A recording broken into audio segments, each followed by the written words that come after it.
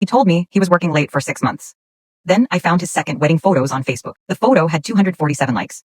White dress, flower arch, his hand on her waist. My husband, at his own wedding.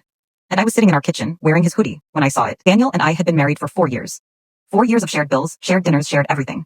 He worked in logistics, long hours, last-minute trips. Always some reason his phone stayed face down on the table. I never questioned it. I was the kind of wife who packed his lunch and left notes in his jacket pocket. He was the kind of husband who had a second one. The signs were there. I just didn't speak their language yet. 6 months ago, the late nights started. 2-3 times a week. Always the same excuse, a new contract, a demanding client, his boss breathing down his neck. I believed him. I made dinner and left it covered on the stove. Then the weekend conferences began. Chicago, Dallas, Atlanta. He'd come home Sunday night smelling like someone else's fabric softener. I told myself it was the hotel laundry.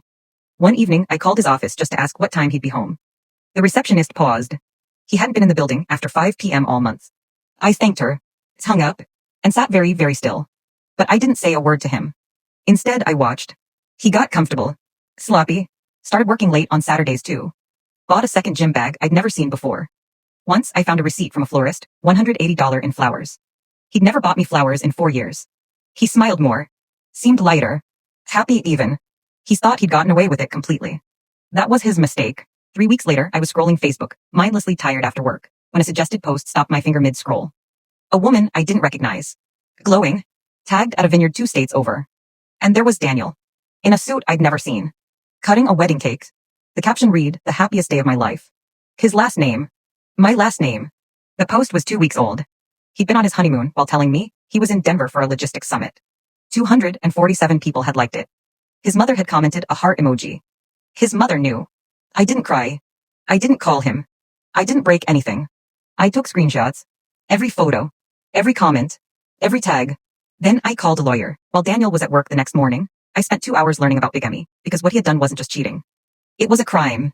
I also sent one quiet message to the woman in the photos. No accusations. Just 3 words and an attachment. You should know. I attached our marriage certificate. She called me within the hour. She didn't know either. He had shown her fake divorce papers. Forged documents.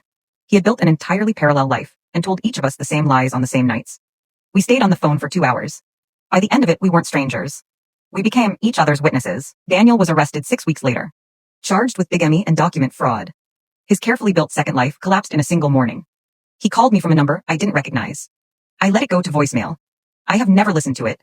His mother still texts me occasionally, telling me I destroyed the family by going to the police instead of handling it privately. Maybe she's right. But he had a wife in every city and flowers for everyone except me.